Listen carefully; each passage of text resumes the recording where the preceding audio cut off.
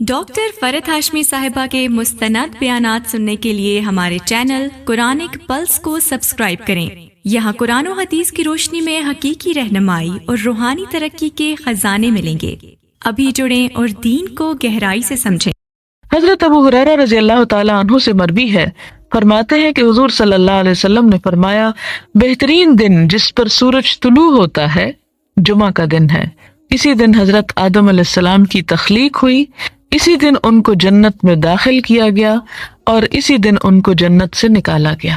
इससे क्या पता चलता है कि कोई दिन खा कितना ही बाबरकत क्यों ना हो, अगर इंसान उस दिन में कोई गलत काम करे तो उस दिन में इंसान के ऊपर बुरा वक्त भी आ सकता है, जैसा कि हजरत आदम अलैहिस्सलाम पर आया।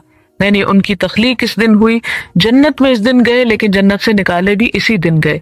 तो गोया जन्नत से निकाला जाना पोस्टपोन नहीं किया गया कि आज जुमा है और जुमे के दिन ये सजा नहीं मिल सकती। नहीं, कोई दिन अपने तौर पर इंसान के लिए अच्छा बुरा नहीं जब तक उसमें कोई अच्छा अमल न किया जाए। अगरचे उस दिन जब अच्छा अमल किया जाता है तो उसका अजर और सवाब ज्यादा हो जाता है। और आप देखें कि किसी अच्छे दिन में बुरा अमल इंसान के लिए गुनाह का भी ज्यादा सबब बनता है।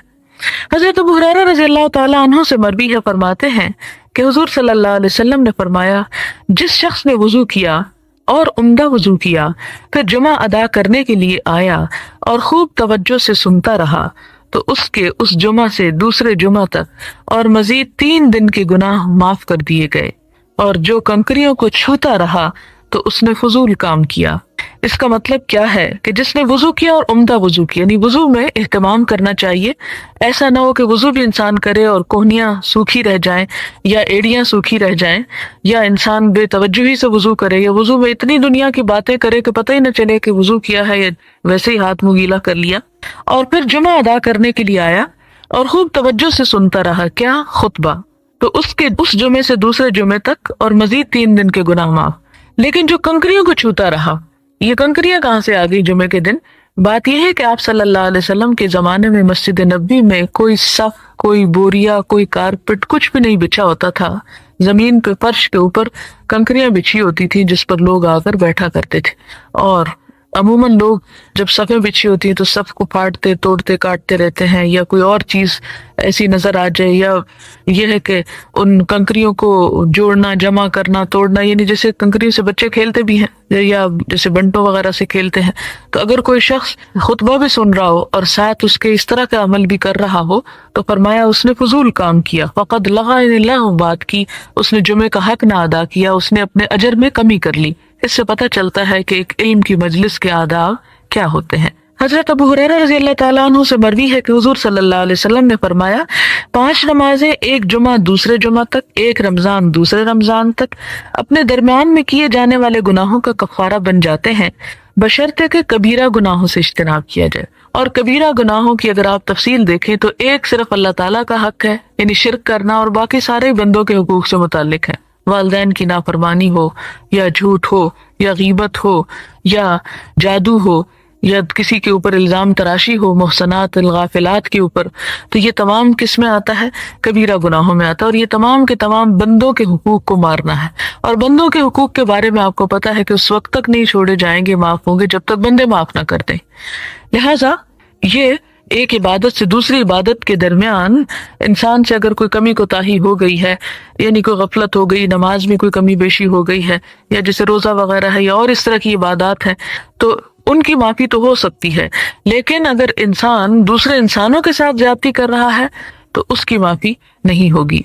इसीलिए साथ शर्त लगा दी गई कि कबीरा गुनाह। हजरत अबू हुरैरा और इब्ने उमर रज़ी अल्लाह ताला अन्हु से मरवी है कि उन दोनों ने हुजूर सल्लल्लाहु अलैहि वसल्लम को मिंबर की लकड़ियों पर बैठकर ये फरमाते सुना, लोग जुमा की नमाज तर्क करने से बाज आ जाएं, वरना अल्लाह ताला उनके दिलों पे मुहर लगा देंगे और वो गाफिलों में से हो जाएंगे, यानी उनका नाम गाफिलों में लिखा जाएगा और क़यामत के दिन फिर गाफिलों की सफ में उठाए जाएंगे। और उनके साथ फिर क्या मामला होना चाहिए वो इंसान खुद फैसला कर सकता है। हजरत इब्ने उमर रज़ी अल्लाह ताला अन्हुमा से मरवी है कि हुजूर सल्लल्लाहु अलैहि वसल्लम ने फरमाया, जब तुम में से कोई शख्स नमाज जुमा अदा करने आए तो गुस्ल करे, नहा धो के साफ सुथरा होकर आए। हजरत अबू सईद खुदरी रज़ी अल्लाह ताला अन्हु से मरवी है कि हुजूर सल्लल्लाहु अलैहि वसल्लम ने फरमाया, जुमा का गुस्ल हर बालिग आदमी के लिए जरूरी है, یعنی اس کو بہت تاکیداً اس کے کرنے کا حکم دیا گیا، اگرچہ فرض کے درجے پر نہیں، اسے واجب کا درجہ دیا جاتا ہے، کیونکہ یہاں پر آپ عربی عبارت میں دیکھیں غسل الجمعۃ واجب علی کل محتلم، اور محتلم تو بالغ کو کہتے ہیں، اور واجب سے مراد یعنی اختیاری طور پر جو چیز واجب کر لے، جیسے کوئی شخص اپنے کسی دوست سے کہتا ہے کہ تمہارا حق تو مجھ پر واجب ہے، لازم ہے، یعنی یہ کرنا ہی چاہیے۔ اور ایک ہوتا ہے جیسے قرض ہے، تو قرض اور اس میں تو فرق ہے، یعنی فرض اور واجب میں فرق ہے، اور یہاں واجب یعنی بطریق لزوم یعنی لازم ہونے کو کہا گیا۔ حضرت سمرہ رضی اللہ تعالیٰ عنہ سے مروی ہے، فرماتے ہیں کہ حضور صلی اللہ علیہ وسلم نے فرمایا، جس شخص نے جمعہ کے روز وضو کیا تو وہ کافی ہے اور اچھا ہے، اور جو شخص غسل کرے تو غسل زیادہ بہتر ہے۔ یعنی اس سے کیا پتہ چلتا ہے کہ یہ فرض کی حیثیت نہیں رکھتا، اگر کوئی شخص غسل نہ کر سکے تو صرف وضو کر لینا بھی کافی ہو جائے گا۔ حضرت سلمان رضی اللہ تعالیٰ عنہ سے مروی ہے، فرماتے ہیں کہ حضور صلی اللہ علیہ وسلم نے فرمایا، جو شخص جمعہ کے دن غسل کرتا ہے، حسب استطاعت طہارت حاصل کرتا ہے، یعنی پاک صاف لباس پہنتا ہے، تیل لگاتا ہے اور اپنے گھر کی خوشبو لگاتا ہے اور پھر نکلتا ہے، اور دو آدمیوں کے درمیان علیحدگی نہیں کرتا، یعنی جب جمعہ کی نماز کے لیے آ کے بیٹھتا ہے تو دو لوگوں کے بیچ میں گھس کے نہیں بیٹھتا۔ اور افسوس کے ساتھ یہ کہنا پڑتا ہے کہ جیسے حرم میں بعضوں کا جگہ کم ہو جاتی ہے تو لوگ بہت ہی دھکم پیل شروع کر دیتے ہیں، یا بعض بیٹھے ہوئے آنے والوں کو جگہ نہیں دیتے، تو دونوں ہی باتیں غلط ہیں۔ تو دو بیٹھنے والوں کے درمیان گھس کے نہیں بیٹھتا، پھر اس پر جو نماز فرض ہے وہ ادا کرتا ہے، پھر جب امام خطبہ پڑھتا ہے تو خاموش رہتا ہے، تو اس کے اس جمعہ سے دوسرے جمعہ تک کے گناہ معاف کر دیے جاتے ہیں۔ حضرت ابو ہریرہ رضی اللہ تعالیٰ عنہ سے مروی ہے کہ حضور صلی اللہ علیہ وسلم نے فرمایا، جس شخص نے جمعہ کے دن غسل جنابت کی طرح غسل کیا، یعنی بہت احتیاط کے ساتھ اور بہت اچھی طرح غسل کیا، اور پھر چل پڑا تو گویا اس نے اونٹ کی قربانی دی، یعنی اتنا ثواب کمایا، اور جو دوسری ساتھ میں روانہ ہوا اس نے گویا گائے کی قربانی سے قرب خداوندی حاصل کیا، اور جو تیسری ساتھ میں چلا یعنی تیسرے درجے پہ پہنچا تو گویا اس نے سینگوں والے مینڈھے کی قربانی دی، اور جو چوتھی ساتھ میں چلا تو گویا اس نے مرغی کی قربانی دی، اور جو پانچویں ساتھ میں چلا تو گویا اس نے ایک انڈا قربان کیا، اور جب امام نکلتا ہے تو فرشتے ذکر خداوندی سننے کے لیے حاضر ہو جاتے ہیں، اور وہ اجر کا رجسٹر بند ہو جاتا ہے ایک طرح سے۔ اس سے یہ پتہ چلتا ہے کہ جمعے کے دن جلدی کرنا اور وقت پر پہنچنا زیادہ افضل ہے بنسبت تاخیر کرنے کے، اور یہ حقیقت ہے کہ نیکی کے کام میں دیر جو ہے وہ اس کے عمل کے اجر کو کم کرتی ہے۔ تو یہاں پر بطور خاص جمعہ کی فضیلت کی وجہ سے کہ اس کے لیے انسان جلد از جلد نکلے۔ آپ دیکھیں کہ ہم میں سے کوئی شخص یہ استطاعت نہیں رکھتا کہ ہر ہفتے ایک اونٹ قربان کرے، یا ہر ہفتے ایک گائے قربان کرے، یا ایک بکرا قربان کرے، کیونکہ کافی قربانی کا کام ہے، محنت مشقت کا کام ہے۔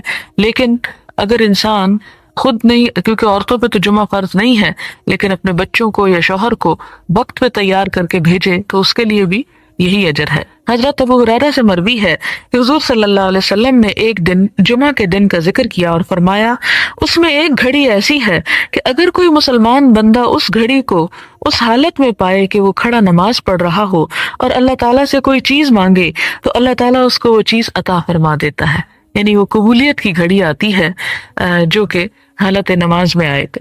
اور آپ نے ہاتھ کے اشارے سے فرمایا وہ گھڑی بالکل مختصر ہے، یعنی چھوٹی سی تھوڑی سی دیر کے لیے وہ وقت آتا ہے، یعنی وہ خاص وقت ہوتا ہے جس میں انسان جو مانگے وہ مل جاتا ہے، لیکن وہ وقت ہوتا بہت تھوڑا ہے۔ اس سے اصل میں توجہ دلانا اس امر کی طرف مقصود ہے کہ انسان جمعے کا دن جو ہے وہ غفلت میں گزارنے کی بجائے اللہ کی عبادت اور ذکر میں زیادہ سے زیادہ اپنے آپ کو مشغول کر کے گزارے، تاکہ ہفتے بھر کے جو گناہ کے بوجھ اور دلوں کے اوپر ڈپریشن ہوتا ہے اسے وہ ختم ہو سکے۔ حضرت ابو بردہ بن ابی موسیٰ اشعری رضی اللہ تعالیٰ عنہ سے مروی ہے، فرمایا حضرت عبداللہ بن عمر رضی اللہ عنہما نے فرمایا، کیا تم نے اپنے والد ماجد کو جمعہ کی سات کے متعلق حضور صلی اللہ علیہ وسلم کی حدیث بیان کرتے سنا ہے؟ ابو بردہ کہتے ہیں، میں نے عرض کیا، ہاں، میں نے انہیں یہ کہتے سنا، میں نے حضور صلی اللہ علیہ وسلم کو یہ فرماتے سنا، یہ گھڑی امام کے بیٹھنے سے نماز کے ادا ہو جانے تک کے درمیان آتی ہے۔ یعنی وہ کون سا وقت ہوتا ہے؟ جب امام خطبے کے لیے بیٹھ جاتا ہے اور نماز کا سلام پھیر دیا جاتا ہے۔ اب زیادہ سے زیادہ یہ وقت آدھے گھنٹے پر مشتمل ہوتا ہے، یعنی اس دوران یہ بابرکت لمحہ ہوتا ہے۔ اس سے یہ پتہ چلتا ہے کہ اس وقت میں انسان کو دوسرے تمام کام چھوڑ کر ایک اجتماعی عبادت، جمعہ کا مطلب ہی جمع ہونا، کہ ایک اجتماعی عبادت کہ ہر شخص اس وقت اللہ کے ذکر میں مشغول ہو۔ उसमें सर्व करना चाहिए। हजरत औस बिन औस रजी अल्लाह ताला अन्हु से मरवी है, फरमाते हैं हुजूर सल्लल्लाहु अलैहि वसल्लम ने फरमाया, तुम्हारे दिनों में से बेहतरीन दिन जुमा का दिन है, तुम उसमें मुझ पर कसरत से दुरूद पढ़ा करो क्योंकि तुम्हारा दुरूद मुझ पर पेश किया जाता है। यानी जुमे के दिन की बाकी इबादतें भी बहुत अफसल हैं। अन अबी हुरैरा रदियल्लाहु अन्हु क़ाल औसानी खलीली सल्लल्लाहु अलैहि वसल्लम बिसियाम सलासति अय्याम मिन कुल्लि शहरिन व रकअतै दुहा व अन ऊतिरा क़ब्ल अन अरक़ुदा मुत्तफ़क़ुन अलैह। हजरत अबू हुरैरा रज़ियल्लाहु ताला अन्हु से मरवी है, फरमाया मुझे मेरे खलील सल्लल्लाहु अलैहि वसल्लम ने नसीहत फरमाई कि हर महीने में 3 रोजे रखूं, चाश्त की 2 रकतें पढ़ूं और सोने से पहले नमाज वित्र अदा करूं। यहाँ पर दुहा का लफ्ज अरबी में आया है। दुहा सूरज के निकलने के बाद उसके बुलंद होने और उसके खूब चमक जाने के वक्त को बोलते हैं। अल्लाह ताला का लाख लाख शुक्र है जिसने हमें इंसान बनाया। वो चाहता तो कोई भी और मखलूक बना सकता था और हम उससे शिकवा तक न कर सकते थे, लेकिन ये उसका एहसान है कि उसने हमें इंसान पैदा किया और तरह तरह की नेमतें हमारे लिए बनाई। जमीन पर जो कुछ भी है वो सब कुछ हमारे लिए बनाया गया। इरशाद बारी ताला है, खलक़ लकुम मा फिल अर्दि जमीआ, जमीन में जो कुछ है सारे का सारा उसने तुम्हारे लिए बनाया है। कितनी नेमतें जो हम गिन भी नहीं सकते। इन तउद्दू निअमतल्लाहि ला तुहसूहा, अगर तुम अल्लाह की नेमतों को गिनना चाहो तो गिन नहीं सकते। अनगिनत नेमतें, ये सब कुछ इंसान के लिए। इस जमीन पर हमारे अलावा और भी बहुत सी मखलूक है। जीती जागती मखलूक में बहुत से हैवानात हैं। अगर सिर्फ उन्हीं के मुकाबले में खुद को देखें तो शुक्र के जज्बात से इंसान का दिल अल्लाह की मोहब्बत से भर जाए। लेकिन आम तौर पर हम चूंकि गौर व फिक्र नहीं करते, अपनी ही दुनिया में महव और मसरूफ होते हैं और अपने ही कामों में लगे रहते हैं, इसलिए एहसास भी कम ही होता है।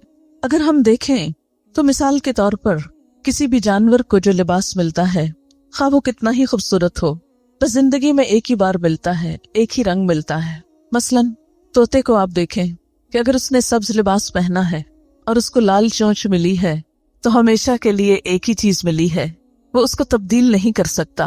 वो खा उस रंग से कितना ही उकताए, उसको दिन रात पैदाइश से लेकर मौत तक एक ही रंग का लिबास पहनना है। इसके बरक्स इंसान को देखिए और खासतौर पर खवातीन कि जिंदगी में कितने बेशुमार रंगों से हमने लुत्फ उठाया।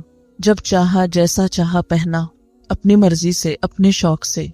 फिर इसी तरह आप देखिए कि खाने में एक गाय भैंस क्या खाती है, घास चारा, क्या जायका होता है उसका, कुछ भी तो नहीं।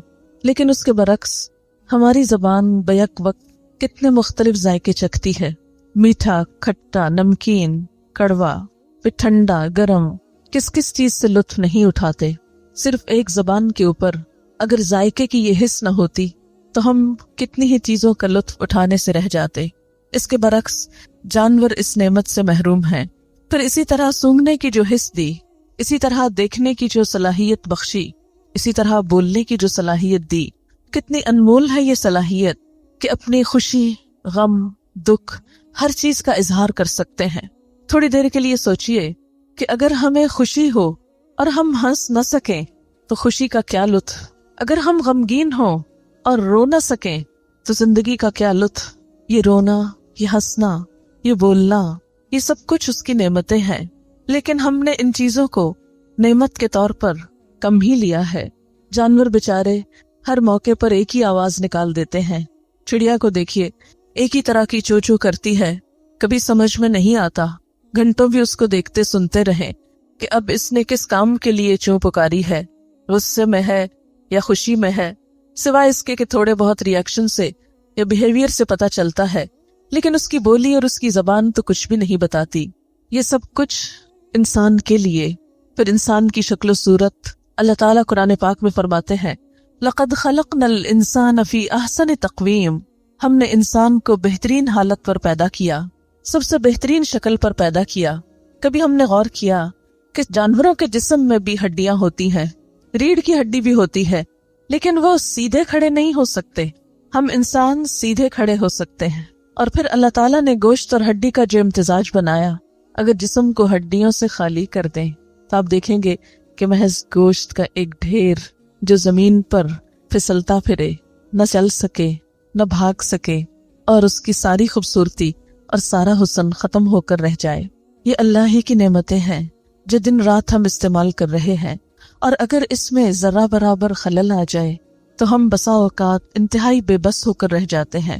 دماغ کی خرابی کا سبب بسا اوقات صرف ایک سیل کا ڈس آرڈر ہو سکتا ہے، نگاہ کی خرابی کا سبب بسا اوقات بالکل ایک چھوٹے سے حصے میں کوئی ڈس آرڈر ہو سکتا ہے، کوئی ایسی گروتھ ہو سکتی ہے جو اب نارمل ہو۔ انسان کے منہ کو دیکھیے کہ ہماری آنکھوں کو دیکھنے کے قابل بنانے کے لیے ان میں تری ہے، اگر یہ ویٹنس زیادہ ہو جائے اور آنسو کی شکل میں ہر وقت منہ کے اوپر پانی کے قطرے گرتے رہیں تو ہم کیا کر سکتے ہیں؟ وقت ضرورت ہمیں پسینہ آتا ہے، لیکن اگر یہ ضرورت سے زیادہ ہو جائے تو ہمارا کیا حال ہو جائے؟ اسی طرح اگر منہ سے ہر وقت رال ٹپکتا رہے تو ہمارا حلیہ کیا ہو جائے؟ شاید کوئی ہماری طرف دیکھنا پسند نہ کرے۔ جسے بسا اوقات جن لوگوں کے ذہن میں کوئی خلل آ جاتا ہے اور وہ اپنے اعصاب پر کنٹرول نہیں کر پاتے تو بعض اوقات ان کو دیکھ کر ترس آتا ہے، لیکن اللہ تعالیٰ نے ہمیں یہ ساری نعمتیں عطا کی۔ کبھی سوچا ہم نے کہ ہم نے ان ساری نعمتوں کے جواب میں اس کو کیا دیا؟ کتنے کی خریدی تھی یہ سب چیزیں؟ آنکھ کے لیے کتنی قیمت دی تھی؟ اس بولنے کی کتنی قیمت جمع کرائی تھی؟ اس کے عوض کتنا کچھ اللہ کے ہاں جمع کرایا؟ اس چلنے پھرنے کی قوت کے لیے ہم نے اپنے رب کو کیا دے رکھا ہے؟ کچھ بھی تو نہیں۔ پھر ان ساری نعمتوں میں آپ دیکھیے کہ ہم جتنی چاہتے ہیں استعمال کرتے جاتے ہیں، سال ہر سال تک ان کو استعمال کرتے ہیں۔ ان نعمتوں کے علاوہ اس کی ایک بڑی نعمت کہ اس نے ہمیں مسلمان بنایا، ہدایت کی نعمت، اپنی پہچان، اپنا نام جو اس نے ہم کو دیا، تو ہم دنیا کے خوش قسمت ترین انسانوں میں سے ہیں۔ کئی ارب انسانوں میں سے وہ انسان ہیں کہ جن کو اللہ نے پیدائشی طور پر اسلام کی نعمت عطا کی۔ دنیا کی یہ ساری نعمتیں ہیں، لیکن اللہ تعالیٰ بطور خاص جس چیز کو نعمت قرار دیتے ہیں وہ دین اسلام کی نعمت ہے۔ الیوم اکملت لکم دینکم واتممت علیکم نعمتی، کہ آج میں نے تمہارا دین تمہارے لیے مکمل کر دیا اور اپنی نعمت تم پر تمام کر دی۔ وردیت لکم الاسلام دینا، اور تمہارے لیے دین اسلام کو پسند کیا۔ تھوڑی دیر کے لیے سوچئے کہ اگر ہم کسی ایسے گھرانے میں پیدا ہو جاتے کہ ہمیں یہ نعمت نہ ملتی تو ہم میں سے کتنے ایسے تھے کہ جو کوشش اور محنت سے اس نعمت کو پا سکتے۔ لیکن ان ساری نعمتوں میں جو ایک اور بہت بہترین نعمت ہے وہ یہ کہ ہمیں اللہ کے رسول صلی اللہ علیہ وسلم کی امت میں سے پیدا کیا گیا۔ اللہ تعالیٰ قرآن پاک میں اس نعمت کا بھی بطور خاص ذکر فرماتے ہیں، لَقَدْ مَنَّ اللَّهُ عَلَى الْمُؤْمِنِينَ إِذْ بَعَثَ فِيهِمْ رَسُولًا مِّنْ أَنفُسِهِمْ يَتْلُو عَلَيْهِمْ آيَاتِهِ وَيُزَكِّيهِمْ وَيُعَلِّمُهُمُ الْكِتَابَ وَالْحِكْمَةَ وَإِنْ كَانُوا مِنْ قَبْلُ لَفِي ضَلَالٍ مُبِينٍ، کہ اللہ نے اہل ایمان پر بہت بڑا احسان کیا جب ایک رسول ان کے اندر انہی میں سے اٹھایا جو ان پر اس کی آیات پڑھ کر سناتا ہے، ان کا تزکیہ کرتا ہے، انہیں کتاب اور حکمت کی تعلیم دیتا ہے، اور اس سے قبل وہ کھلی گمراہی میں مبتلا تھے۔ تو گویا زندگی کی تمام نعمتوں میں جس نعمت کا اللہ پاک نے ذکر خاص طور پر کیا وہ رسول اکرم صلی اللہ علیہ وسلم کی ذات ہے، اور آپ کے ذریعے سے ملنے والی کتاب ہے، اور آپ کے ذریعے سے ملنے والی وہ حکمت کی باتیں ہیں جو انسانی زندگی کو سنوارتی ہیں، انسان کے اخلاق کو بہتر بناتی ہیں، اور انسان کو اس دنیا میں بھی جینے کا لطف دیتی ہیں اور آخرت میں بھی۔ دنیا میں جو کچھ بھی ہمیں ملا دو نعمتوں کی شکل میں، ایک ہمارے جسم کے لیے، دوسری ہماری روح کے لیے، ان تمام نعمتوں کو دے کر اللہ تعالیٰ ہم سے یہ نہیں چاہتے کہ ہم ان نعمتوں کو چھوڑ کر ایک طرف رکھ کے کنارہ کشی کر کے دنیا سے منہ موڑ کر بیٹھ جائیں۔ اسلام ہمیں ایسی کوئی تعلیم نہیں دیتا، اسلام میں کسی رہبانیت کا تصور نہیں، اسلام میں نیکی یہ نہیں کہ آپ نعمتوں کو ٹھکرا دیں، یہاں نیکی یہ نہیں کہ آپ ان سے منہ موڑ لیں، یہاں نیکی یہ ہے کہ ان نعمتوں کو استعمال کریں اور صحیح طور پر استعمال کریں، ان میں اپنا حق بھی لگائیں اور دوسروں کو بھی ان کا حق دیں، اور ان نعمتوں کو پا کر اللہ کا شکر ادا کریں۔ اس لیے کہ دو رویے ہوتے ہیں، ایک نعمت کو پا کر شکر ادا کرنے کا اور ایک اس کے برعکس تکبر کرنے کا۔ جب بھی انسان کو کچھ ملتا ہے تو انسان یا تو شکر گزار ہوتا ہے یا پھر خود پسند ہو جاتا ہے، متکبر ہو جاتا ہے۔ تکبر کیا چیز ہے کہ جب انسان کو کوئی نعمت ملے تو وہ اس نعمت کو پا کر خود کو اتنا بڑا سمجھنے لگے کہ اپنے ہی جیسے دوسرے انسان اس کو چھوٹے نظر آنے لگے۔ یہ رویہ جہاں خالق کائنات کو پسند نہیں، وہاں مخلوق کو بھی اچھا نہیں لگتا۔ ایسا کرنے والے جہاں اللہ کی محبت نہیں پاتے، وہاں مخلوق کی محبت سے بھی محروم رہتے ہیں۔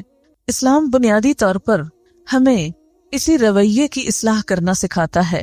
اب دیکھیے کہ قرآن پاک کی ابتدا جن الفاظ سے ہوتی ہے وہ ہے الحمدللہ رب العالمین، کہ سب تعریف اللہ کے لیے ہے، سب شکر اللہ کے لیے ہے۔ یہ شکر کا ادا کرنا، نعمتوں کو رب کی امانت سمجھنا، رب کا احسان سمجھنا اور ان کو پا کر جواباً رب ہی کے آگے جھکنا، اس کا شکر گزار ہونا، یہ دراصل درست رویہ ہے۔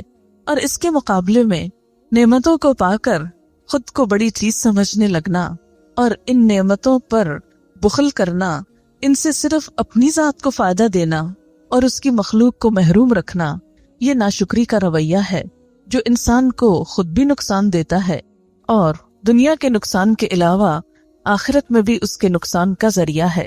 مثال کے طور پر نعمت کیا ہے؟ نعمتوں میں سب سے بڑی نعمت تو انسان کی صحت، انسان کی صلاحیتیں ہیں۔ ایک بندہ مومن اس نعمت کو پا کر الحمدللہ کہتا ہے کہ سب شکر اللہ کے لیے جس نے مجھے یہ عطا کیا۔ نعمتوں میں ایک بڑی نعمت مال ہے۔ اللہ کا بندہ مال کی نعمت پا کر کبھی بھی فخر اور غرور میں مبتلا نہیں ہوتا، وہ کبھی دوسروں کو حقیر نہیں سمجھتا۔ اس کے پاس جتنا بھی آتا ہے وہ ہر آنے والی نعمت پر الحمدللہ کہہ کر تکبر کی نفی کرتا ہے، وہ اسے اپنا کمال نہیں سمجھتا۔ جیسے قارون نے کہا تھا انما اوتیتہ علی علم من عندی، کہ مجھے تو یہ سب کچھ میرے علم کی بنا پر ملا ہے، مجھے یہ میری قابلیت کی وجہ سے ملا ہے، میں اسے ڈیزرو کرتا ہوں۔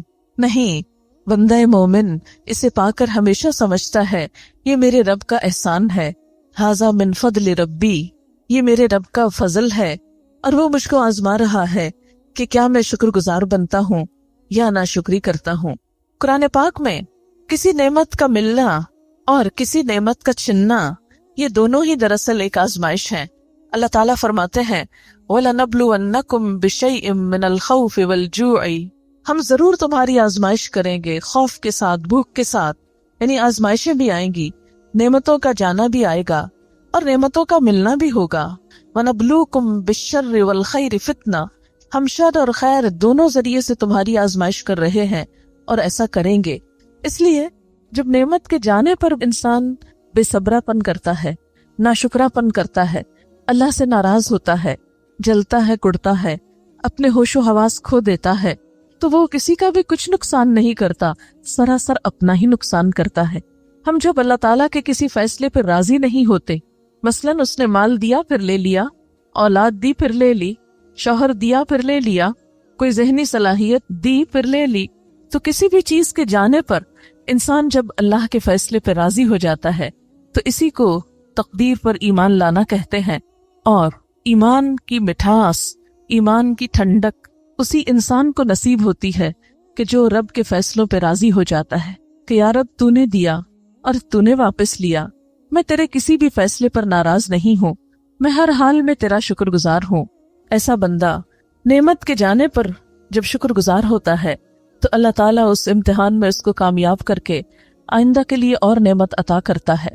ہم انسان ہیں، ہمارے اندر جذبات ہیں، ہمارے اندر دل ہے، خواہشات ہیں، سب کچھ ہے، اور خوشی اور غم کو انسان محسوس بھی کرتا ہے۔ اسلام ہم سے چاہتا یہ ہے کہ یہ دونوں چیزیں اعتدال میں ہوں۔ یہ نہیں کہتا کہ خوشی کے موقع پہ خوش نہ ہونا، ضرور خوش ہونا، لیکن خوشی میں اعتدال ہو، آپے سے باہر نہ ہو، کسی دوسرے کا حق نہ مارا جائے، کسی پہ زیادتی نہ ہو، خود نمائی نہ ہو، تکبر نہ ہو۔ مثلاً اچھا لباس پہننا، کسی نے حضور صلی اللہ علیہ وسلم سے پوچھا تھا کہ انسان چاہتا ہے کہ اس کا لباس اچھا ہو، اس کا کھانا پینا اچھا ہو، تو کیا یہ تکبر میں آتا ہے؟ تو آپ نے فرمایا کہ یہ تکبر نہیں ہے، ان اللہ جمیل یحب الجمال، اللہ تعالیٰ خوبصورت ہے، خوبصورتی کو پسند کرتا ہے۔ تکبر تو اس چیز کا نام ہے کہ انسان کو جب کوئی نعمت ملے تو وہ خود کو زیادہ اچھا سمجھے اور لوگوں کو حقیر سمجھے اور حق کا انکار کر دے. جب درست بات اس کے سامنے ہے تو اس کو مانے نہ. اسی طرح یہ کہ غم کے موقع پہ غم کا آنا قدرتی بات ہے، لیکن شدید سے شدید غم کے موقع پر بھی انسان کو یہی بتایا گیا کہ وہ آپے سے باہر نہ ہو. غم تو کرے. حضرت یعقوب علیہ السلام حضرت یوسف علیہ السلام کی جدائی میں کتنے سال روتے رہے. قرآن پاک نے اس غم کا ذکر کیا ہے، وَبِيَضَّتْ عَيْنَاهُ مِنَ الْحُزْنِ، کہ ان کی آنکھیں غم کے مارے سفید ہو گئی تھی، بینائی جاتی رہی. کیونکہ اولاد چیز ہی ایسی ہے کہ وہ محبتوں میں انسان کی برداشت سے باہر ہے، اور وہ غم کے گھونٹ پیا کرتے تھے. یہ قزیم کی جو کیفیت ہے کہ غم شدید تھا، لیکن اس طرح اس کا اظہار نہیں تھا کہ وہ دوسروں کو متاثر کر دے، اپنی ذمہ داریوں سے انسان کو غافل کر دے، وہ بے حس ہو کے بے خبر انجان ہو کے پڑا رہے کہ اسے دنیا و مافیہ کی ہوش نہ رہے اور باقی نعمتوں سے بھی وہ محروم ہو جائے. نہیں، غم ہو، اس کے اندر ہو، محسوس کرے، لیکن اللہ سے شکوہ نہیں اور اس کے بندوں کے حقوق میں کوتاہی نہیں. مثلاً یہ نہیں کہ اگر بچہ فوت ہو گیا ہے، غم ہے، اور شوہر کے حق میں کمی کرے انسان، یا دوسرے انسانوں سے ملنا جلنا چھوڑ دے، یا کسی خوشی غم میں شریک نہ ہو. یہ رویہ درست نہیں. اس میں ہمیں ایک بہت مشہور مثال ملتی ہے حضرت ام سلیم کی.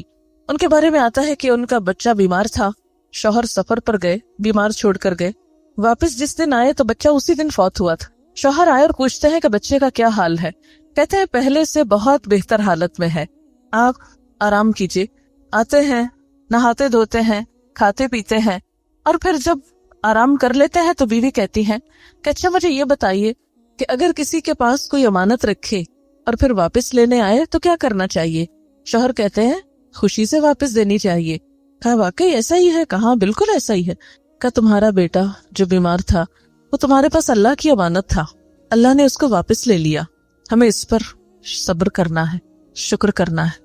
آپ صلی اللہ علیہ وسلم کو جب اس واقعے کی خبر ملی تو آپ نے ان کو دعا دی، کہا کہ اللہ تعالیٰ تمہارے اس ملاپ میں برکت ڈالے. اور کہتے ہیں کہ اس کے بعد ان کو جو اولاد نصیب ہوئی اس سے آگے جو پھلے پھولے، شاید حضرت انس اس کے بعد پیدا ہوئے، اور حضرت انس سب سے آخری صحابی ہیں جو دنیا میں فوت ہوئے. اور ان کی زندگی میں وہ کہتے ہیں کہ میں نے 120 پوتے نواسے اور اپنی اولاد میں سے دیکھے. یہ ایک عورت کے صبر، ایک غم کے موقع پر ایک خوبصورت رویے کا صلہ تھا. یعنی غم ہے، دکھ ہے، لیکن ایسا غم اور دکھ نہیں کہ جس سے لوگوں کی زندگی جہنم بنا دی جائے. ہماری مشکل یہ ہے کہ جب غم آتا ہے تو ہم اس کو ایسے طریقے سے مناتے ہیں کہ ہم سارے کام چھوڑ کے بیٹھ جاتے ہیں. ہمارے یہاں کوئی مرگ ہو جائے، 40 دن سب کام چھوڑ کے بیٹھ، دفتروں سے چھٹیاں ہو رہی، کاروبار بند پڑے ہیں، بچے رل رہے ہیں، ان کے امتحان ہیں تو ہوتے رہے. ایک شخص گیا ہے، پورا کاروبار زندگی ٹھپ ہو کے رہ گیا. اور اگر ایسا نہیں کرو تو کہتے ہیں ان کو تو کوئی غم ہی نہیں. یہ درست رویہ نہیں ہے. اسلام کیا کہتا ہے؟ غم مناؤ، 3 دن مناؤ، اس کے بعد اٹھو، سب کام پہ جاؤ، روٹین میں آؤ، نارمل لائف میں آؤ. ٹھیک ہے غم ہے، دل میں رکھو، کام پہ فرق نہ پڑے. آج میں سمجھتی ہوں کہ ہماری قوم کے زوال اور ترقی نہ کرنے کی جو بنیادی وجہ ہے اس میں ہماری خوشیوں کے موقعوں کا طویل ہو جانا. شادی آتی ہے، مہینہ سارے کام کاج متاثر ہو جاتے ہیں، گھر کا چین، آرام، روٹین، نمازیں، ساری زندگی ہر چیز ڈسٹرب ہو کے رہ جاتی ہے. غم آتا ہے، ہر چیز زندگی کی اوپر سے نیچے، نیچے سے اوپر ہو جاتی ہے. حتیٰ کہ بسا اوقات وہ بزرگ جنہیں دنیا سے اب جانا ہی، جنہوں نے کھا پی لیا، زندگی کی ساری خوشیاں، بچوں کی شادیاں، پوتے نواسے، سب کچھ دیکھ لیے، اب وہ چلے گئے، اب ان کے 40ویں ہو رہے ہیں، ان کے مرنے پہ رسمیں ہو رہی ہیں، جو زندگی بھر کی پونجی ہے وہ لٹائی جا رہی ہے، وارث جو ہے ان کو کچھ نہیں ملا، کسی کی تعلیم کے لیے خرچ کرنے کا کچھ پتہ نہیں، دیکھ پہ دیکھ پک رہی ہے، میٹھا پک رہا ہے، نمکین پک رہا ہے، کارڈ بانٹے جا رہے ہیں، خدا جانے کیا ہو رہا ہے. تو ہمارے معاشرے میں جتنا خوشی کے موقع پہ اسراف اور غم کے موقع پر اس کو طول دے کر بیکاری اور بے عملی ہے، یہ ہماری زندگی میں کوئی کام کرنے کو نہیں چھوڑتی. اچھا، باہر میں نے دیکھا کہ اپنے ہی لوگوں میں بعض اوقات لوگ کسی ڈیتھ کی اطلاع تک نہیں دیتے کیونکہ سب کام کرتے ہیں. بہت قریب سے میں کسی کو جانتی ہوں کہ ان کی والدہ کا انتقال ہو گیا اور انہوں نے وہاں کسی کو نہیں بتایا. بہت دن بعد کہیں اور سے پتا چلا. جب ان سے پوچھا گیا تو انہوں نے کہا کہ پھر لوگ بہت دن تک آتے رہتے اور میں جاب کرتی ہوں، مجھے چھٹی نہیں مل سکتی تھی، میں نے بتایا ہی نہیں کسی کو. یہ ایک اور ایکسٹریم رویہ. اگر ہمارا معاشرہ سلجھا سنبھلا ہوتا تو ایٹ لیسٹ ہم تعزیت بھی کریں، کسی کا غم بھی بانٹے، کسی کے لیے دعا بھی کرے، کسی کے ساتھ شریک بھی ہوں. تو اس فکر سے اور اس خوف سے کہ دوسرے میرا وقت ضائع کریں گے، ایسا کیوں ہوتا ہے؟ ہمیں انہی دو چیزوں سے روکا جا رہا ہے. شکر اور صبر زندگی کے دو ستون ہیں. زندگی میں اعتدال کے ساتھ قائم رہنے کے لیے دو لازمی ہتھیار ہیں جو انسان کو بیلنس رکھتے ہیں، اعتدال میں رکھتے ہیں، اور اعتدال میں رہتے ہوئے ہی اس زندگی سے بھرپور فائدہ اٹھایا جا سکتا. اب دیکھیں کہ اس زندگی کا ایک ایک لمحہ قیمتی ہے، کیونکہ ہر لمحہ جو جاتا ہے واپس نہیں آئے گا. جو جوانی چلی جاتی ہے پلٹ کے نہیں آتی، جو صحت جاتی ہے پلٹ کے نہیں آتی. یہ ہمیں دی گئی ہے کچھ کرنے کے لیے اور کمائی کر کے کل اس کا فائدہ اٹھانا ہے، اور جب فائدہ اٹھانے کا وقت آئے گا پھر پلٹ نہیں سکیں گے. لیکن آج ہمیں اس وقت کی قدر نہیں. ہم جن بڑے بڑے بزرگان دین کی بات کرتے ہیں وہ بھی انسانوں میں سے تھے، وہ کوئی اور مخلوق نہیں تھے. ان کو بھی ہمارے ہی جیسا جسم ملا، ہماری ہی جیسی قوتیں ملی، صلاحیتیں ملی، دنیا کی نعمتیں ملی، لیکن ان کا رویہ مختلف تھا ہمارے رویے سے، اور اسی مختلف رویے نے ان کو عزت اور بلندی عطا کی. عبد القادر جیلانی کا ایک مشہور واقعہ آپ نے سن رکھا ہوگا. بہت اللہ والے تھے، بہت عبادت گزار، بہت نیک اور بہت اس کے بندوں کا خیال رکھنے والے. اللہ تعالیٰ نے انہیں دنیا کی بے شمار نعمتوں سے نواز رکھا تھا. تاجر تھے، ان کے بڑے بڑے بحری جہاز تجارت کا سامان لے کر ایک ملک سے دوسرے ملک جاتے. تجارت کے ساتھ ساتھ وہ لوگوں کی اصلاح اور تبلیغ کا کام بھی کرتے. ان کی مجلسیں ہوتی، محفلیں ہوتی، لوگ آتے، فیض یاب ہوتے. ایک روز اپنی مجلس میں بیٹھے ہوئے تھے کہ خادم نے آ کر اطلاع دی کہ آپ کا فلاں جہاز جو اتنا سامان لے کر جا رہا تھا، اطلاع ملی ہے کہ وہ ڈوب چکا ہے. انہوں نے اس خبر کے سننے پر نہ اپنی مجلس کو ختم کیا اور نہ ہی کوئی آنسو بہائے اور نہ ہی کوئی واویلا کیا، بس صرف اتنا کہا الحمدللہ، اور اس کے بعد اپنی گفتگو شروع کر دی جو پہلے سے کر رہے تھے. جہاں سے روکا تھا وہیں سے آگے چل پڑے. دوسرے دن اسی قسم کی پھر مجلس تھی کہ اسی خادم نے دوبارہ آ کر کہا کہ حضرت وہ کل والی اطلاع غلط تھی، اور جس جہاز کے غرق ہونے کی خبر تھی وہ جھوٹی تھی. وہ جہاز صحیح سلامت اپنے منزل تک پہنچ گیا ہے. تو اس پر بھی کہنے لگے الحمدللہ. وہ کل کے الحمدللہ اور آج کے الحمدللہ میں کوئی بڑا فرق نہیں تھا، اس لیے کہ جو کچھ اس نے دیا اسی کا ہے اور وہ جب چاہے واپس لے سکتا ہے. اب دیکھیے کہ ہمارے پاس جو کچھ بھی ہے حقیقت میں وہ اللہ کا ہے، ہمارا تو کچھ بھی نہیں. نہ ہم اپنی آنکھوں کے بنانے والے، نہ ان انگلیوں کے کٹ نکالنے والے، نہ ان کے آگے ناخن لگانے والے، نہ ان کا رنگ اور نہ ان کے اندر لچک ڈالنے والے. یہ سب کچھ تو اس نے دیا. اگر وہ اس میں سے کچھ بھی لے لیتا ہے تو ناراضگی کا تو کوئی موقع ہی نہیں. جو شخص غم اور خوشی کے موقع پر شکر گزار ہونا سیکھ لے وہی دراصل مومن ہے. اسی نے اسلام کا لطف پایا، اسی نے زندگی کا مزہ اٹھایا، اور وہی اپنے رب کے ہاں محبوب ترین ہے. وہی اپنے رب کے ہاں پھر بلند درجے پائے گا، وہی جنت کا مستحق ہے. اس لیے کہ جنت پرامن، شکر گزار، رب کی رضا پہ راضی رہنے والے اور رب کی مخلوق سے پیار کرنے والوں کے لیے ہے. اس لیے کہ وہ جگہ ہے کہ جہاں پر نہ کوئی لغو باتیں ہوں گی، نہ جھوٹ اور فریب ہوگا، نہ دھوکہ ہوگا، اور نہ ہی ایسی کچھ اور چیزیں کہ جو انسانوں کی زندگی کو جہنم بنا دیتی ہیں. اور پھر آپ دیکھیے کہ جتنا جتنا انسان شکر گزار ہوتا ہے اتنی ہی اس میں عاجزی آتی ہے.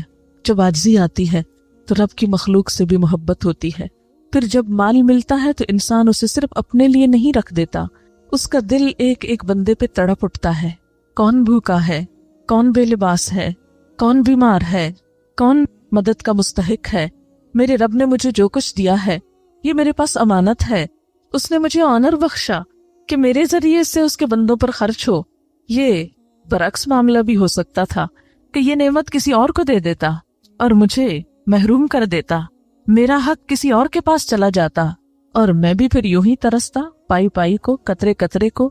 نہیں، اسی لیے ہم دیکھتے ہیں کہ اول دور کے مسلمان فقیر کے گھر آنے سے پہلے ہی صدقہ اٹھا کر گھوما کرتے تھے کہ ہے کوئی لینے والا. وہ خود ڈھونڈ ڈھونڈ کر، تلاش کر کر کے ضرورت مندوں تک پہنچایا کرتے تھے. وہ اس بات کی نوبت نہیں لاتے تھے کہ ضرورت مند ان کے دروازے تک آئیں. وہ ضرورتوں کو محسوس کرتے تھے اس لیے کہ وہ جانتے تھے کہ اس میں ان کی اپنی بھلائی ہے، اس میں ان کی اپنی جنت کی کمائی ہے کہ وہ اللہ کی مخلوق تک خیر اور فیض پہنچا کر خود اپنی منزل اور اپنی آخرت اور اپنے مستقبل کو محفوظ کریں.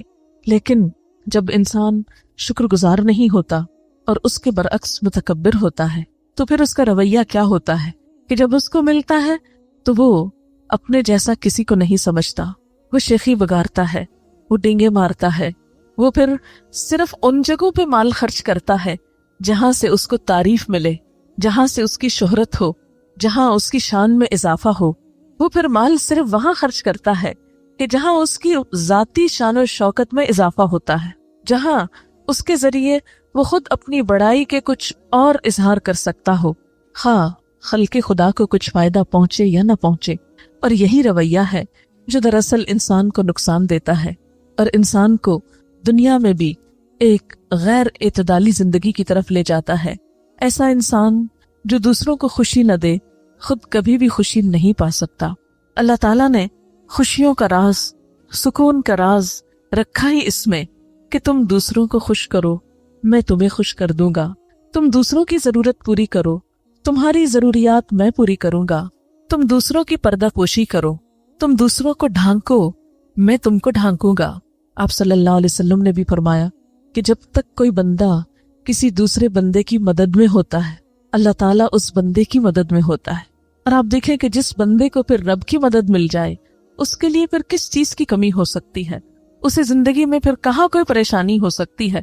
उसे पूरा इत्मीनान होता है, एतमाद होता है, यकीन होता है कि मेरा ये काम होकर रहेगा, इसलिए कि मेरा रब मेरा मददगार है, वो मुझे तन्हा नहीं छोड़ेगा।